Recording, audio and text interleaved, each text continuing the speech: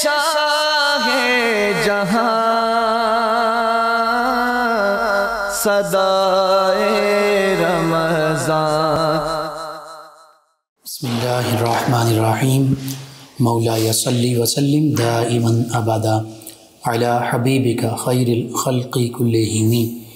السلام علیکم ناظرین و سامعین کرام، 9 نیوز HD کے لائیو اسٹوڈیو سے رمضان المبارک کی اسپیشل ٹرانسمیشن صدائے رمضان کے ساتھ آپ کی خدمت میں حاضر ہے آپ کا میزبان محمد لقمان رضا۔ ناظرین و سامعین، رمضان المبارک کی ان پرکیف بابرکت ساعتوں میں یہ اسپیشل ٹرانسمیشن آپ تک پہنچائی جا رہی ہے۔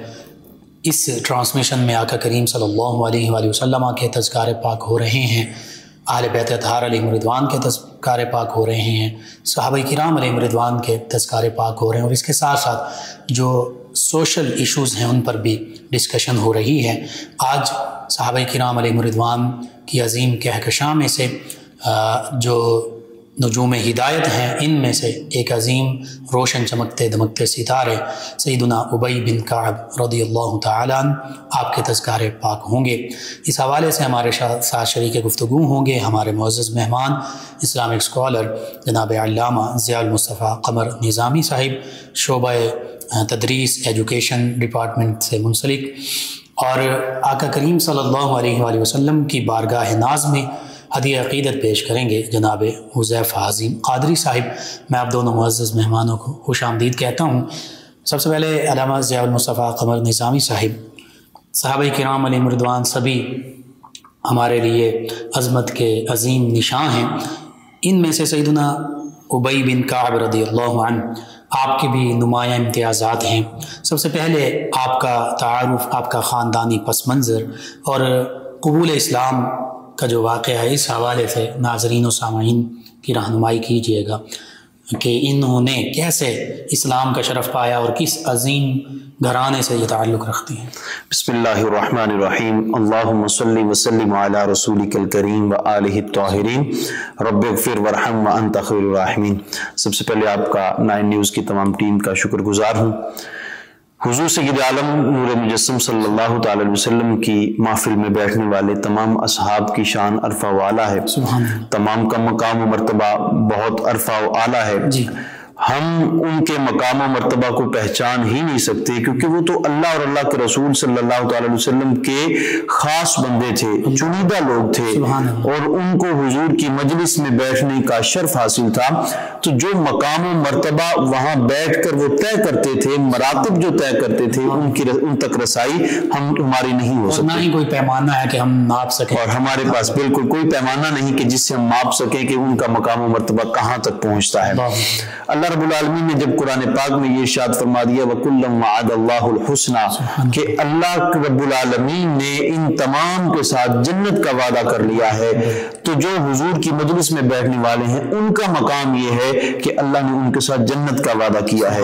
پھر انہی کے بارے میں ارشاد فرمایا رضی اللہ عنہم ورضوا عنہ، ان کو اللہ رب العالمین نے اپنی رضا کی بشارت ارشاد فرمائی، اور ساتھ یہ بھی ارشاد فرمایا کہ یہ مجھ سے راضی ہو گئے۔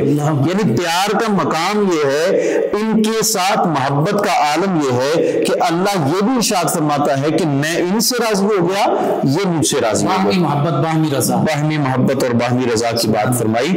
تو صحابہ کرام میں یہ جتنے بھی ستارے ہیں، ان کی رہنمائی اور ان کے پیچھے چلنے کا ہمیں حکم دیا گیا ہے۔ اصحابک النجوم فبأیہم اقتدیتم اہتدیتم، ہمیں یہ ارشاد ہوتا ہے کہ یہ ستاروں کے مانند ہیں، جن کے بھی پیچھے چلو گے، جس صحابی کے پیچھے آپ چلنے لگ جاؤ گے، ہدایت کے راستے پر چلے جاؤ گے۔ وجہ کیا ہے؟ انہوں نے ہدایت کے جو مرکز محور ہے وہاں سے فیض حاصل کیا ہے، اور جو ڈائریکٹ مرکز ہدایت سے فیض حاصل کرنے والے ہیں، جو بھی ان کے پیچھے چلتا ہے پھر وہ ہدایت تک پہنچ جاتا ہے۔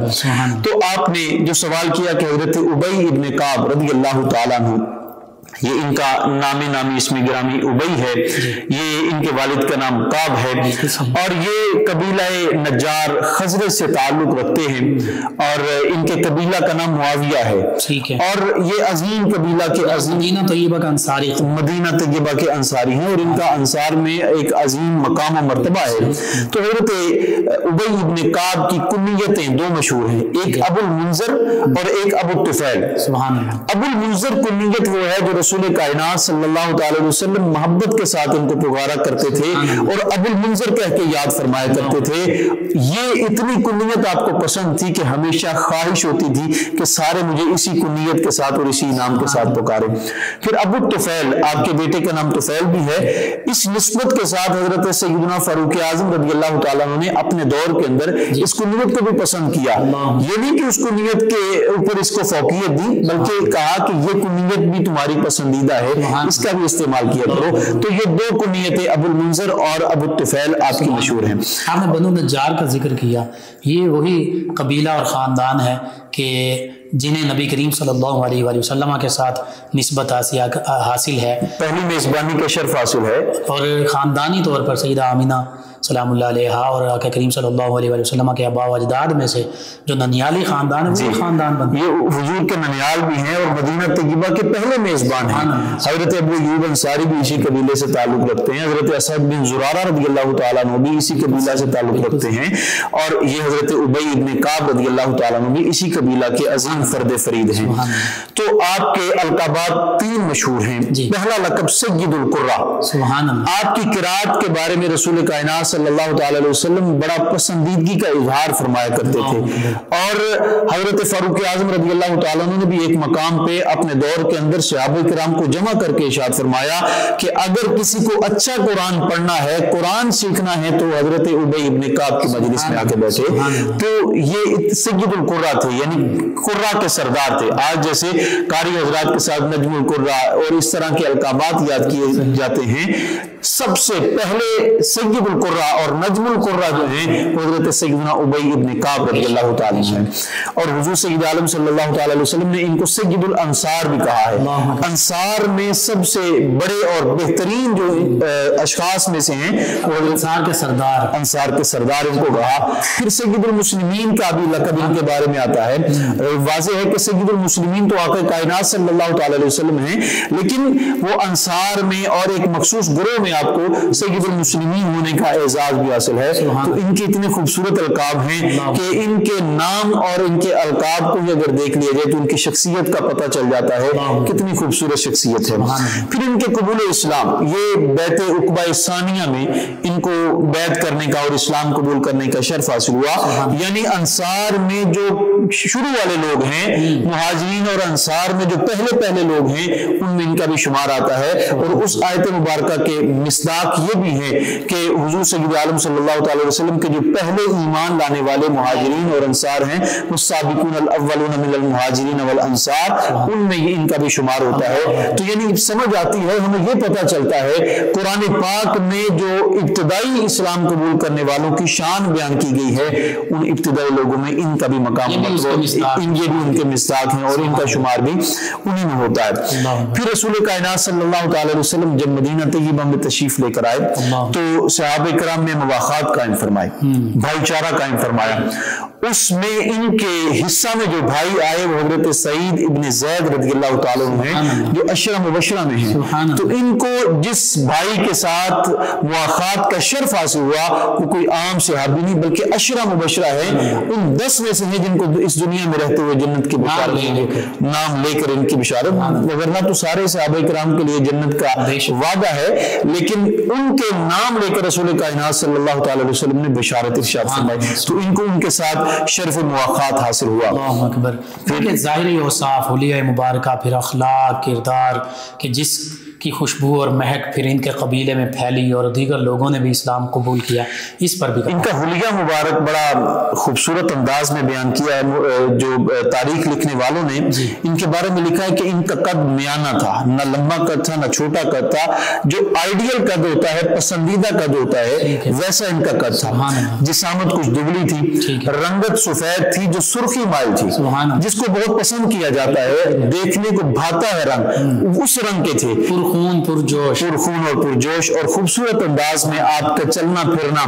پھر آپ کے بارے میں کہا جاتا ہے کہ آپ کی داڑھی مبارک اور سر کے بال جو تھے وہ بالکل سفید تھے، اور اس میں آپ مہندی نہیں لگایا کرتے تھے، رنگ نہیں کیا کرتے تھے، اسی سفیدی کے ساتھ آپ اپنے داڑھی مبارک اور بال کو رکھا کرتے تھے، اور یہ خاص بزرگی کی علامت اور پسندیدگی کی علامت ہے۔ اور سفید داڑھی والے کو تو اللہ رب العالمین بھی حیا کرتا ہے اور پسند فرماتا ہے، تو یہ ان کا چہرہ مبارک سرخی مائل سفید رنگ کا تھا، اور ان کا حلیہ مبارک بڑا خوبصورت تھا۔ پھر آپ کا جو اخلاق ہے بہت بہترین تھا، آپ لوگوں کے ساتھ بڑے اچھے انداز میں پیش آتے، کبھی کبھار آپ تھوڑا جلال میں بھی آ جایا کرتے تھے، جلالی کیفیت میں بھی آ جاتے، یہاں تک کہ حضرت سیدنا فاروق اعظم رضی اللہ تعالیٰ عنہ کا دور خلافت ہے، اور امیر المومنین حضرت فاروق اعظم، اور ان کے جلال کے آگے تو کوئی نہیں ٹھہر سکتا، لیکن واحد یہ شخص ہیں حضرت ابی ابن کعب رضی اللہ تعالیٰ عنہ، جو روایات میں جرح و تعدیل کے حوالے سے اور قرات میں جب اختلاف پایا جاتا تو اس میں آپ برابر ان کے ساتھ ڈیبیٹ فرمایا کرتے تھے، بحث و مباحثہ فرمایا کرتے تھے۔ امیر المومنین کے سامنے اگر کسی کو صحیح آواز کے ساتھ، بلند آواز تو میں کہنا بے ادبی سمجھوں گا، صحیح برابر کی آواز میں بولنے کی کسی کو جرأت اور ہمت ہوتی تھی تو وہ یہی ہوتے تھے، اور ان کی طبیعت مبارک میں کچھ تکلف پایا جاتا تھا، خوبصورت لباس پہنتے تھے، اور انہوں نے اپنے گھر میں گدے بچھا رکھے تھے جس پر بیٹھا کرتے تھے اور محفل سجایا کرتے تھے، اور قرات کے بڑے استاد تھے۔ حضور کے زمانے میں بھی ان کے پاس شاگرد آیا کرتے تھے جو قرآن پاک کی قرات سیکھا کرتے تھے، عربی گرامر کو سیکھا کرتے تھے، اور صحابہ کرام میں بہت سارے شاگرد، حضرت ابو ہریرہ ان کے شاگرد ہیں، اس طرح بہت سارے صحابہ کرام ایسے ہیں جن کا شمار ان کے شاگردوں میں ہوتا ہے۔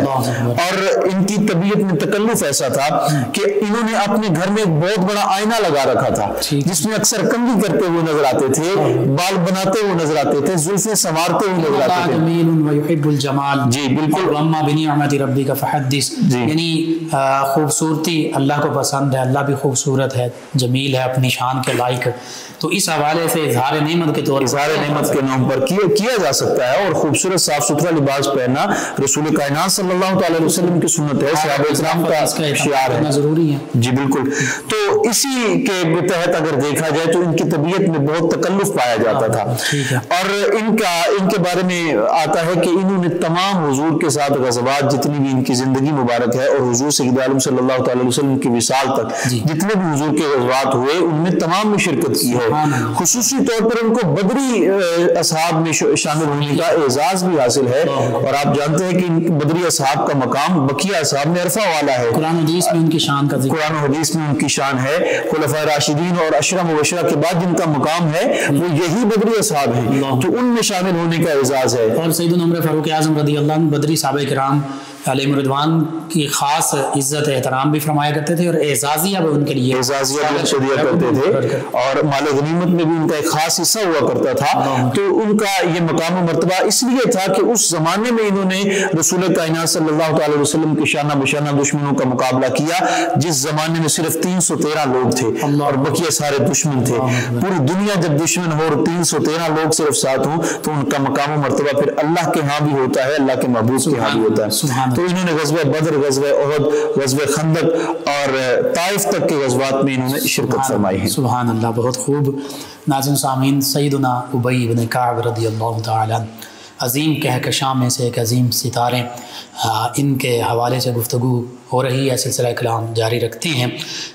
اس دوران ایک نعت رسول مقبول پروگرام کا حصہ بناتے ہیں۔ ہمارے ساتھ موجود ہیں ہمارے مہمان ثنا خان جناب حذیفہ عظیم قادری صاحب، نبی رحمت صلی اللہ علیہ وآلہ وسلم کی بارگاہ اقدس میں الہائے عقیدت پیش کریں گے جناب حذیفہ عظیم قادری صاحب۔ اے رسول امین،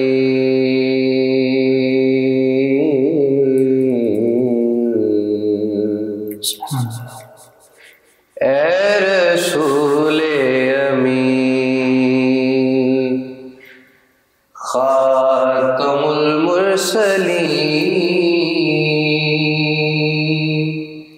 تجھ سا کوئی نہیں، تجھ سا کوئی نہیں ہے عقیدہ یہ اپنا، بس صدق و یقین، تجھ سا کوئی نہیں،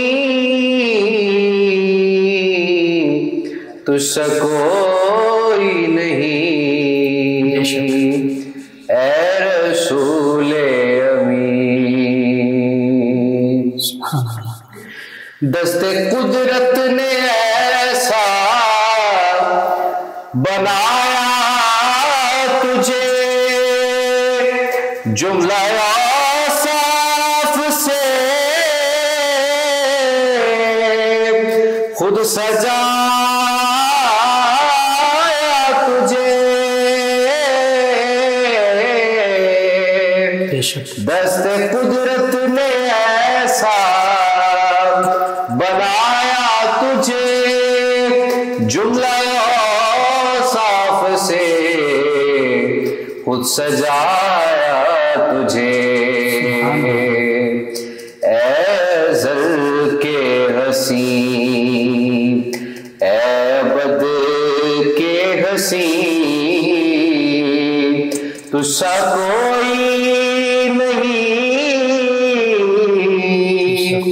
تجھ سا کوئی نہیں، سبحان اللہ، اے رسول امین۔ سبحان اللہ۔ بزم کونین پہلے سجائی گئی، پھر تیری ذات میں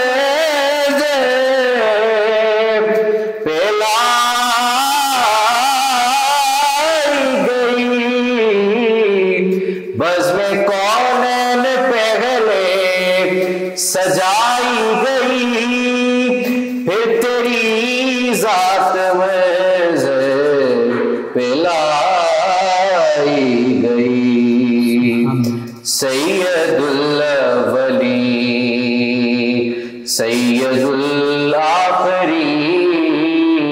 تجھ سا کوئی نہیں، تجھ سا کوئی سبحان اللہ، اے رسول امین۔ تیرا سکہ رواں کل جہاں میں ہوا، اس زمین میں ہوا، آسمان میں ہوا، تیرا سکہ کل جہاں میں ہوا، اس زمین میں ہوا، آسمان میں ہوا، کیا رب کیا جم سب ہے زیر نگیں، تجھ سا کوئی نہیں، تجھ سا کوئی نہیں، سبحان اللہ، اے رسول امین۔ اے سراپا نفیس انفس دو جہاں، سرور دلبرا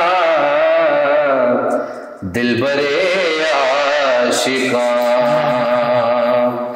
اے سراپا نفیس انفس دو جہاں، سرور دلبرا دلبر عاشقاں، ڈھونڈتی ہے تجھے میری جان حزین، تجھ سا کوئی نہیں، تجھ سا کوئی نہیں، اے رسول امین خاتم المرسلین تجھسا کوئی نہیں، تجھسا کوئی نہیں، اے رسول امین۔ ماشاءاللہ، جزاک اللہ، جزاک اللہ۔ ناظرین سامعین، 9 نیوز ایچ ڈی کے لائیو اسٹوڈیو سے رمضان المبارک کی یہ اسپیشل ٹرانسمیشن صدائے رمضان آپ تک پہنچائی جا رہی ہے۔ سیدنا ابی ابن کعب رضی اللہ عنہ کے تذکار پاک ہو رہے ہیں، آقا کریم صلی اللہ علیہ وآلہ وسلم کی مدح سرائی ہو رہی ہے۔ سیدنا ابی ابن کعب رضی اللہ عنہ کی شخصیت کے کتنے عظیم پہلوؤں کا ذکر ہوا، خاندانی حسب و نسب بھی باکمال، قبول اسلام میں بھی اولین، قرآن مجید فرقان حمید کے قراء میں بھی اولین، اور پھر اخلاق، کردار، حسن و جمال کے حوالے سے پھر جرت، بہادری، غازی بھی ہیں، مجاہد بھی ہیں، یعنی اسلام کے لیے جہاں جہاں ضرورت پڑتی ہے یہ موجود ہمیں نظر آتے ہیں۔ ایسی شخصیات حقیقت میں تمام صحابہ کرام بالخصوص اور یہ ہستی بھی ہمارے لیے مشعل راہ ہے کہ ہم ان ہستیوں کے نقش قدم پر چلنے والے بنیں۔ ہماری آج کی نوجوان نسل، ہمارے نوجوان بچے بچیاں وہ دیکھیں کہ ہمارے اسلاف اصل ہیروز یہ ہیں، ان کی ہمیں پیروی کرنی چاہیے۔ علامہ ضیاء المصطفیٰ قمر نظامی صاحب، سیدنا ابی ابن کعب رضی اللہ عنہ، آپ کی خدمات تو عظیم ہیں اور طویل ہے، ایک سلسلہ ہے، ان خدمات میں سے چند ایک جو خدمات ہیں نمایاں، ان کا ذکر لازمی کیجیے گا۔ حضرت سیدنا ابی ابن کعب رضی اللہ تعالیٰ عنہ، آپ کی بہت ساری خدمات جیسے آپ نے فرمایا ہے، جی، ان میں سے چند ایسی نمایاں خصوصیات اور خدمات ہیں جن کا ذکر کرنا بہت ضروری ہے۔ بالکل۔ سب سے پہلی خدمت اور سب سے معروف خدمت آپ کی یہ ہے کہ آپ قاری قرآن ہیں، سبحان اللہ۔ اور رسول کائنات صلی اللہ تعالی وسلم کے زمانہ مبارکہ میں 6 ایسے اصحاب تھے جن کو مکمل قرآن پاک حفظ تھا، ان میں سے ایک حضرت سیدنا ابی ابن کعب رضی اللہ تعالیٰ عنہ بھی تھے۔ حضور ان کی قرات کی، قرآن پاک کی تلاوت کی اکثر تعریف فرمایا کرتے تھے۔ تعریف کیوں نہ فرمائیں، ایک دن رب العالمین نے اپنے محبوب کو حکم ارشاد فرمایا کہ اے پیارے محبوب، ابی ابن کعب کے ساتھ قرآن پاک کی تلاوت کیجیے، سبحان اللہ، اور ان سے سنیں بھی، ان سے قرآن پاک سنیے، ان کو سنائیں اور ان کا قرآن پاک سنیے۔ سبحان اللہ۔ تو یہ کتنا بڑا اعزاز اور مقام ہے کہ رب العالمین ابی ابن کعب کے بارے میں ارشاد فرمائے کہ ان کے ساتھ قرآن پاک کی تلاوت کریم صلی کریں۔ اللہ علیہ وآلہ وسلم رمضان مبارک میں عام طور پر سیدنا جبریل امین علیہ السلام سے قرآن مجید فرقان حمید کا دور فرمایا کرتے تھے۔ جی، اور ایک دفعہ حضور نے یہ بھی ارشاد فرمایا کہ جبریل امین نے مجھے پیغام دیا ہے کہ آپ ابی ابن کعب کے ساتھ بھی دور کیجیے۔ تو یہ اللہ رب العالمین کی بارگاہ میں ان کی مقبولیت تھی، اور قرآن پاک پڑھنے میں جو آپ کی خوبصورتی اور لحن کی خوبصورتی تھی اس کو اللہ رب العالمین پسند فرماتا تھا۔ اس سے پتہ چلتا ہے جو اچھے انداز میں اللہ کی رضا کی خاطر قرآن پاک پڑھتا ہے اللہ رب العالمین کی بارگاہ میں وہ مقبول ہو جاتا ہے۔ زین القرآن باصواتکم، بالکل اسی طرح اپنی آوازوں کے ساتھ اسے زینت بخشو اور عربی لہجے میں پڑھو۔ جی جی، اسی لیے عربی زبان کی اہمیت بھی، عربی زبان کی اہمیت بھی ہے قرآن پاک کی وجہ سے اور رسول کائنات کی زبان ہونے کی وجہ سے۔ جب حضرت ابی ابن کعب کو حضور نے ارشاد فرمایا کہ اللہ رب العالمین نے فرمایا کہ ابی ابن کعب کے ساتھ بیٹھ کر قرآن پاک کی تلاوت کیجیے، تو حضرت ابی عرض کرتے ہیں یا رسول اللہ، اللہ نے میرا نام بھی لیا ہے، آپ کے نام کے ساتھ میرا نام بھی لیا ہے۔ تو حضور سید عالم صلی اللہ تعالی وسلم نے فرمایا ہاں ابی، تمہارا نام بھی اللہ رب العالمین نے لیا ہے۔ پھر کیا ہوا، آنکھوں سے آنسو رواں ہو گئے۔ حضور سید عالم صلی اللہ تعالی وسلم بھی آنکھوں سے آنسو رواں ہیں، حضرت ابی کی آنکھوں سے بھی آنسو رواں ہے، اور یہ تلاوت کر رہے ہیں کل بفضل اللہ وبرحمتہ فبذلک فلیفرحوا وخیر مما یجمعون۔ تو حضور نے فرمایا یہ آیت مبارکہ تلاوت فرمائے، تو انہوں نے یہ تلاوت فرمائی۔ ایک مقام پر حضور سید عالم صلی اللہ تعالی وسلم نے سوال کیا، ابی کیا آپ جانتے ہو کہ ایک ایسی آیت بھی اللہ رب العالمین نے ہمیں عطا فرمائی ہے جو پچھلی کسی امت کو نہیں عطا فرمائی، اور قرآن پاک میں بھی اس جیسی کوئی آیت نہیں، اس پائے کی اور اس مقام کی کوئی آیت نہیں۔ آیات کے سردار کون سی آیت ہے؟ عرض کرتے ہیں یا رسول اللہ، اللہ و رسولہ عالم، اللہ بہتر جانتا ہے یا آپ جانتے ہیں؟ صحابہ کرام کا یہی شعار اور طریقہ تھا کہ اپنے علم اگر جانتے بھی ہوتے تھے پھر بھی یہ عرض کرتے تھے یا رسول اللہ آپ جانتے ہیں یا خدا رب العالمین بہتر جانتا ہے۔ تو حضور سید عالم صلی اللہ تعالی وسلم نے پھر ان کے سینہ پر اپنا ہاتھ مبارک رکھا، اور جب ہاتھ رکھا تو ہاتھ کی جو مبارک برکتیں تھیں وہ ایسے محسوس ہوئی کہ آپ پکار اٹھے آیت الکرسی اللہ لا الہ الا هو الحی القیوم یہ آیت مبارکہ جو ہے یہ تمام آیات کے سردار ہے اور قرآن پاک میں اس کا مقام سب سے عرفہ والا ہے. تو حضور کا ان کے ساتھ یہ رشتہ اور یہ تعلق تھا. پھر آپ کو کاتب وحی ہونے کا بھی اعزاز حاصل ہے. آپ مدینہ طیبہ کے پہلے کاتبین میں سے آپ کا شمار ہوتا ہے اور بڑے کاتبین میں آپ کا شمار ہوتا ہے. آپ کے صاحبزادے فرماتی ہیں کہ آپ جب بھی حضور سے کچھ سن کر آتے اپنے گھر میں آ کر لکھ لیا کرتے تھے. اس انداز میں آپ کا مصحف ابی بن کعب بھی ایک مشہور ہے کہ آپ جو بھی حضور سے سنتے تھے اس کو لکھ لیا کرتے تھے. پھر آپ کے ایک اپنی الگ قرات بھی ہے, جیسے 7 عشرہ قرات ہے, ان میں سے ایک آپ کی اپنی قرات بھی ہے جس کو قرات ابی کہا جاتا ہے. یہ حضرت عثمان غنی رضی اللہ تعالیٰ عنہ کے زمانہ تک تو رائج رہی. پھر حضرت عثمان غنی رضی اللہ تعالیٰ عنہ نے تمام قراتیں جمع کر کے ایک قرات پر تمام کو جمع کر دیا, سب کو ایک قرات پر اکٹھا کر دیا. تو تب تک آپ کی قرات جو تھی وہ جاری رہی. اور شامی اکثر آپ کی قرات میں پڑھا کرتے تھے, شام سے جتنے بھی آتے تھے وہ آپ سے ہی سیکھ کر جاتے اور آپ کے ہی انداز میں پڑھا کرتے تھے. بعد میں پھر ایک قرات پر جمع کر دیا گیا. پھر آپ کو جامع قرآن ہونے کی بھی ایک سعادت حاصل ہے. تدوین قرآن اور قرآن پاک کی آیات جمع کرنے میں حضرت صدیق اکبر رضی اللہ, بلکہ حضور کے زمانے میں 4 ایسے اصحاب تھے جن کو قرآن پاک کی آیات اکٹھا کرنے کا حکم تھا. ان میں 4 میں سے ایک حضرت ابی بن کعب بھی تھے. پھر حضرت صدیق اکبر رضی اللہ تعالیٰ عنہ کے زمانے میں بھی تدوین قرآن کا کام سر انجام دیتے رہے. حضرت فاروق اعظم کے زمانے میں بھی, اور حضرت عثمان غنی رضی اللہ تعالیٰ عنہ کے زمانے میں جب قرات کا اختلاف پایا گیا تو آپ کو اس بات کی سرداری دی گئی اور آپ کو قرہ کا رئیس بنا کے, سردار بنا کے, سید القرہ ہے, اور آپ کو اس کمیٹی کا سربراہ بنا کے کہ جو قرات آپ فرمائیں گے اسی پر اکتفا کیا جائے گا. اور تمام قاری حضرات جمع ہو جاتے, آپ بولتے جاتے اور وہ قرہ حضرات لکھتے جاتے تھے.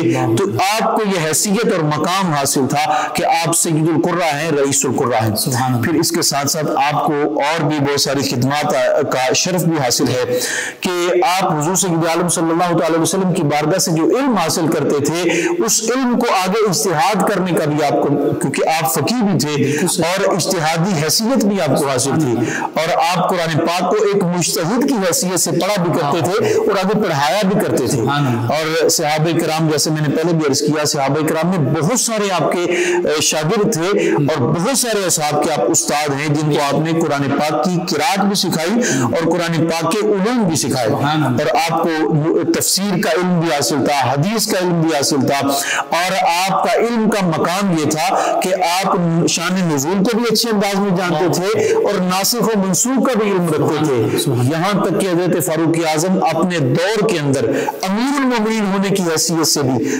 آپ خود چل کے ان کے گھر میں تشریف لے جاتے اور وہاں پہ جا کر جو بھی نوازل و حوادث کا علم جو ہوتا تھا, جہاں بھی مشکل پیش آتی تھی, ان کے پاس جا کر علم سیکھا کرتے تھے. پر یعنی علامہ صاحب دیکھیے ان کی شخصیت کے کئی پہلو, ان میں سے نمایاں ہی صرف ان کا ذکر کر لیا جائے تو حافظ بھی ہیں, قاری بھی ہیں, عالم بھی ہیں, مفسر بھی ہیں, محدث بھی ہیں, فقیہ بھی ہیں, مجاہد بھی ہیں, مجتہد بھی ہیں. کیسے کیسے شانیں ہیں.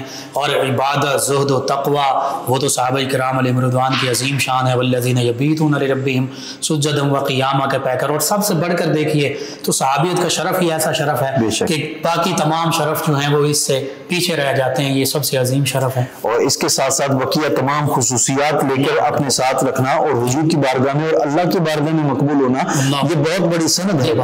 آپ کو علم حاصل کرنے کا بڑا شوق تھا. حضور کی مجلس میں صحابہ کرام روب نبوت کی وجہ سے اکثر سہم کے بیٹھے ہوتے, خاموش رہتے تھے, سوال ذہن میں آتا اور نہیں کر پاتے تھے, ہمت نہیں ہوتی تھی. لیکن ان کو یہ اعزاز حاصل تھا کہ جو بھی ذہن میں سوال آتا تھا اسی لمحے بغیر کسی جھجک کے سوال کر دیا کرتے تھے. یہی وجہ تھی کہ حضور اکثر جب سمجھا رہے ہوتے تھے, تبلیغ اور واعظ فرما رہے ہوتے تھے, ان کو مخاطب فرمایا کرتے تھے اور ان کی طرف دیکھ کے اور ان کا نام لے کے اور اکثر ان کو مخاطب کر کے اور ان کو ہی براہ راست علوم و فنون سکھایا کرتے تھے. ان کی یہ علمی جستجو ان کے علمی مقام و مرتبے اور اوج کمال کا باعث بنتی. بے شک. ایک دفعہ حضور سید عالم صلی اللہ تعالی وسلم نے فرمایا کہ اے ابی تمہیں فلاں صورت کے بارے میں نہ بتاؤں. پھر حضور یہ کہنے کے بعد صحابہ کرام کے ساتھ باتوں میں مشغول ہو گئے, ان کو سکھانے لگے اور تعلیم و تربیت تربیت کا اہتمام فرمانے لگے، حضرت ابی انتظار میں رہے، بات بھولی نہیں۔ علم کا شوق اور تڑپ دیکھیے کہ آپ ان کے ذہن میں وہ بات چل رہی تھی کہ حضور نے ابھی تک مجھے وہ بتایا نہیں۔ مجلس برخاست ہو گئی، حضور اپنے کاشانہ نبوت کی جانب خرامہ خرامہ چلنے لگے، یہ پیچھے ہو لیے۔ حضور کی خدمت میں جب قریب ہوئے تو حضور پھر ان کو باتیں کرنے شروع ہو گئے اور علم کی دوسری باتیں بتانا شروع ہو گئے۔ جب حضور کا دروازہ مبارک آیا تو اس مقام پہ کھڑے ہو کے عرض کرتے ہیں یا رسول اللہ آپ نے فرمایا تھا کہ میں تمہیں فلاں صورت کا علم نہ دوں، تو یا رسول اللہ آپ نے وہ بات ابھی بتائی نہیں۔ تو پھر اس موقع پہ حضور نے ان کو یہ بات جو صورت کے بارے میں علم تھا اس مقام پر عطا فرمایا۔ یعنی آپ کے علم کے جستجو یہ تھی کہ آپ حضور کے پیچھے پیچھے چلتے رہے اور جا کر وہاں بھی جا کر وہ علم حاصل کیا کہ کہیں میں اس علم کو حاصل کرنے سے پیچھے نہ رہ جاؤں۔ یعنی یہ ہمارے لیے پیغام ہے کہ آج بھی قرآن و حدیث کا علم، اسلام کی تعلیمات، ان کو سیکھنے کے لیے زیادہ سے زیادہ تگ و دو کرنی چاہیے۔ جی، پوری کوشش کرنی چاہیے کہ علم حاصل ہو۔ اگر ہم علم حاصل نہیں کریں گے تو ہم اپنی عبادات کس انداز میں کر سکیں گے؟ ہمارے جو ضروری علوم ہیں جن میں طہارت کے مسائل ہو گئے، نماز کے مسائل ہو گئے، ہمارے بنیادی عبادات کے مسائل ہو گئے، عقائد و نظریات کے ہو گئے، اگر ہم وہ سیکھیں گے نہیں، جستجو نہیں کریں گے تو ہمارے پاس وہ کیسے آئے گا؟ کہا جاتا ہے کہ نصف علم جو ہے وہ سوال کے اندر پوشیدہ ہوتا ہے۔ جب سوال بھی ہم نہیں کریں گے تو ہم علم کیسے حاصل کریں گے؟ تو ان کا یہ اعزاز تھا کہ جو بھی ذہن میں بات آتی تھی وہ بلا جھجک حضور سے سوال کر لیا کرتے تھے، اور حضور بھی ان کو کثرت کے ساتھ علم سکھایا کرتے تھے، یہاں تک کہ حضور اکثر فرمایا کرتے تھے اے ابی اللہ تمہارے علم سے تجھے مسرور کرے۔ یعنی آپ کو یہ دعا ارشاد فرمائی کہ تمہارا علم جو ہے وہ تمہارے سرور کا باعث بنے، یعنی تمہاری یہ جستجو ہمیشہ جاری و ساری رہے۔ علامہ صاحب دیکھیے، علم ہم کھانا 2 ٹائم 3 ٹائم کھاتے ہیں، لیکن کھانے کی بہت فکر ہوتی ہے۔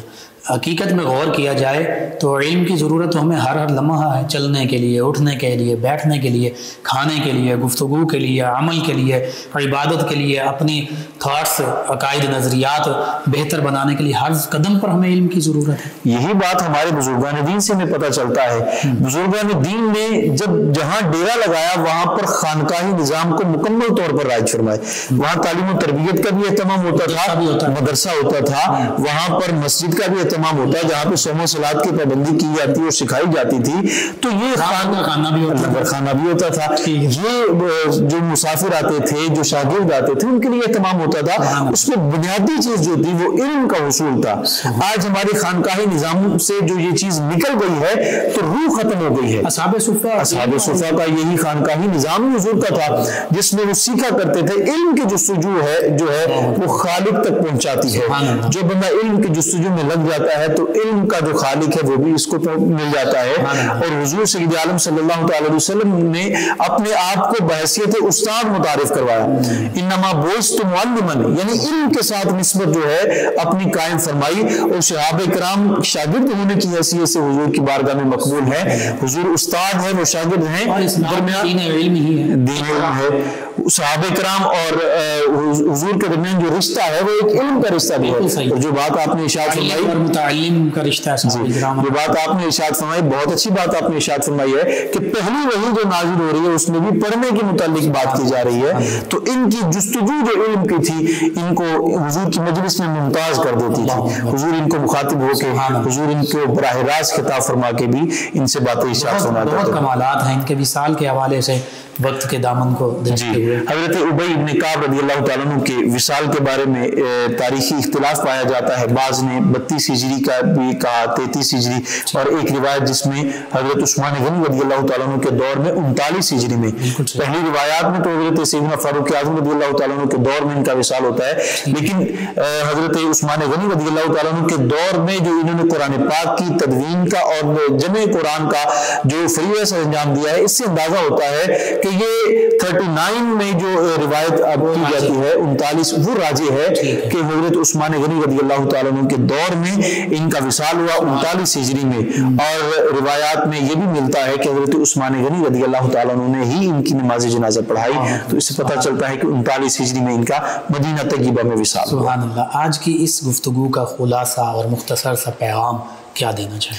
صحابہ کرام جن کے بھی راستے پر ہم چلیں گے، ہدایت کے راستے پر رہیں گے، تو چاہے کوئی بھی صحابی ہوں، حضرت ابوبکر صدیق رضی اللہ تعالیٰ عنہ سے لے کر آخری صحابی تک جتنے بھی اصحاب ہیں تمام ہدایت کا سرچشمہ ہیں اور نجوم ہدایت ہیں۔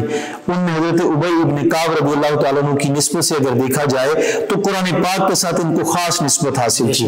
قرآن پاک خوبصورت انداز میں پڑھنے کے حوالے سے، علم حاصل کرنے کے حوالے سے، تو ہمیں آج کے معاشرے میں یہ ان سے سیکھنا چاہیے کہ قرآن پاک کو بہترین لحن کے ساتھ بہترین انداز میں سیکھ کے قرآن پاک کی تلاوت کرنے میں اپنے آپ کو مشغول کرنا چاہیے، اور قرآن پاک کی جس حد تک ہم خدمت کر سکیں زندگی میں، اگر کوئی کام بھی نہ کریں تو قرآن پاک کی کوئی ایک نہ ایک خدمت کر کے ضرور جائیں، قرآن پاک سیکھیں، قرآن پاک سکھائیں، ان کے طریقے پر چلتے ہوئے اپنی زندگی کو گزار کے چلے جائیں۔ بے شک، آمین۔ جی ناظرین سامعین، 9 نیوز HD کے لائیو اسٹوڈیو سے رمضان المبارک کی اسپیشل ٹرانسمیشن آپ تک پہنچائی جا رہی ہے۔ آقا کریم رؤوف الرحیم علیہ الصلاۃ والتسلیم کی بارگاہ ناز میں ہدیہ عقیدت گلہائے عقیدت پیش کریں گے جناب حذیفہ عظیم قادری صاحب۔ جی۔ تیرگی میں اجالا ہمارا نبی، سبحان اللہ، بے شک، روشنی کا حوالہ ہمارا نبی، سبحان اللہ، غیب داں کملی والا ہمارا نبی، سب سے اعلیٰ ہمارا نبی، سب سے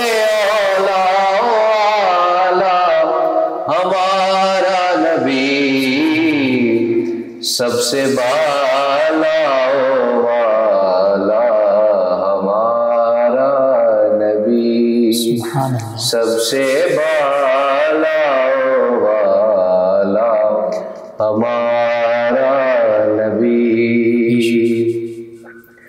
بحر غم میں کنارہ ہمارا نبی، بے شک، چشم عالم کا تارا ہمارا نبی، آمنہ کا دلارا ہمارا نبی، اپنے مولا کا پیارا ہمارا نبی، اپنے مولا کا پیارا ہمارا نبی، دونوں عالم کا دولہ ہمارا نبی، دونوں عالم کا دولہ ہمارا نبی، سبحان اللہ، در پہ غیروں کی زحمت نہ فرمائیے، بھیک لینے مدینے چلے جائیے، کوئی دیتا ہے تو سامنے لائیے، کون دیتا ہے دینے کو منہ چاہیے، کون دیتا ہے دینے کو منہ چاہیے، دینے والا ہے سچا ہمارا نبی، دینے والا ہے سچا ہمارا نبی، اب نہ دل پہ کوئی بات لیجے کہ ہے، جام کوثر کوئی دم میں پیجے کہ ہے، اے نصیر اب ذرا غم نہ کیجے کہ ہے، غم زدوں کو رضا مجھ دیجے کہ ہے،